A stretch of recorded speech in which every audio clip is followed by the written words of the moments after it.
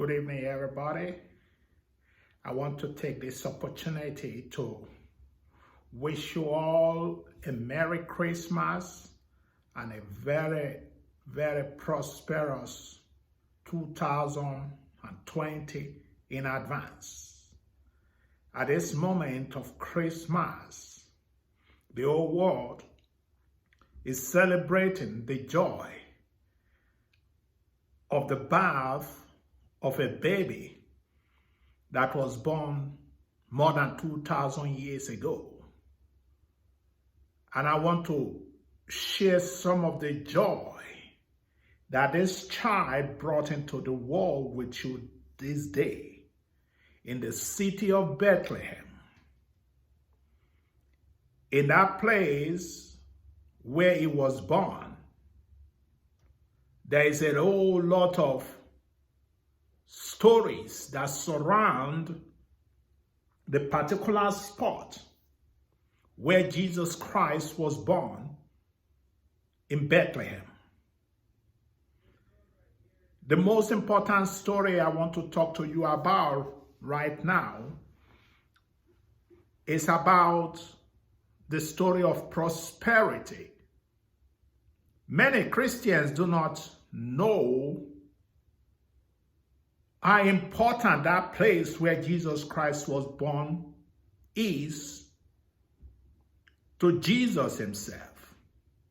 Do you know that in the hotel where the stable, where the manger where Jesus, upon which Jesus was laid as a baby, belongs to his father,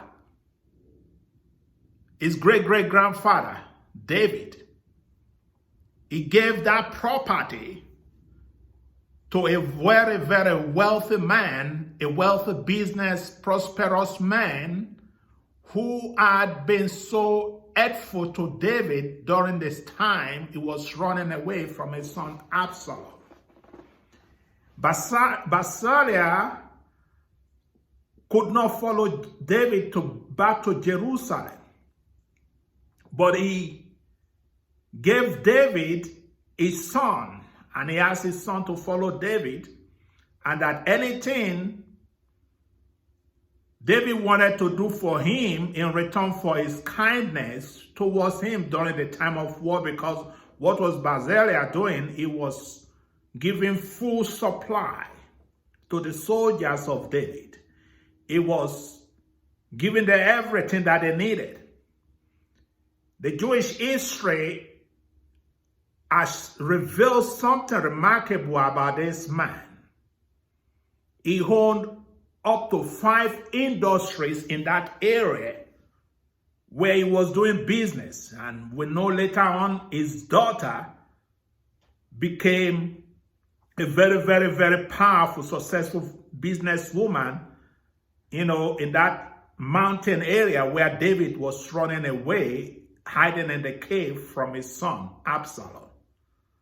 Barzillai gave supply to David, and in return, David said to him in 2 Samuel chapter 19, you can read that story when you have the opportunity.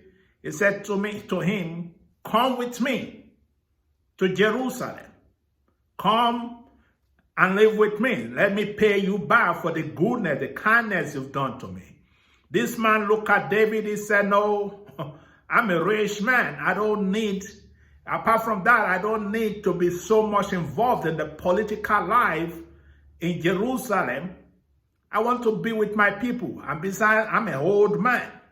Do you want me to be enjoying wine and dancing and running around with women as people do over there in the palace? He said, no, don't let me bother you. Then David asked, can you let your son follow me? And this old man said, yes, you can have my son and do to him everything you wanted to do to me. In return, David gave a piece of property in the city of Bethlehem to the son of Barzillai. Now the young son, Kimham by name, doesn't know what to do with that property because it was way out of the city. He decided to build an hotel in that place because he noticed that many people traveling on the way to Jerusalem through Bethlehem need a place where they could refresh themselves. Now that hotel he built over there became so famous, so popular, that the Bible, historians have revealed to us that in fact, many ambassadors who are coming to Jerusalem use that place to lodge in. They use that place as the hotel as a place where they could, have their offices from where they operate from between Jerusalem and their home country. When they want to send messages back to their country concerning whatsoever important news is going on in Judea at that point in time. That's the story that surrounds the area where Jesus was born. I want you to understand that that land belonged to his great-grandfather. But at the moment when Jesus was born, he didn't have a room. He couldn't get a space in the property that belongs to his great-grandfather. Can you imagine that? He was denied access to a room. They told him there is no place for you to stay. There is no place for Joseph and the mother to stay. It's amazing that Jesus was denied the opportunity that was due to him. He didn't fight with it. Joseph didn't struggle and say, oh, this property belongs to my great-grandfather. Why can't I get a place to stay? The only place he got was in the stable. And when they gave birth to that little baby, they put the child in a manger.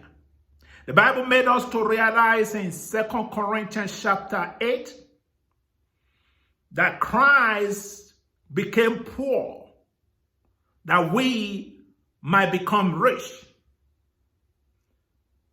He took your place. He sold his life as an example. Can you imagine that?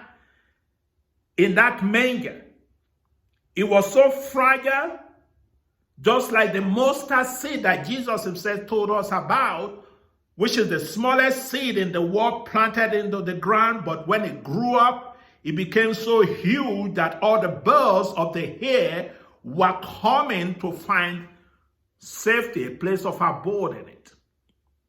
That's the amazing story of prosperity I want to share with you this Christmas season. Jesus came into the world that you may prosper. His great-grandfather was so prosperous.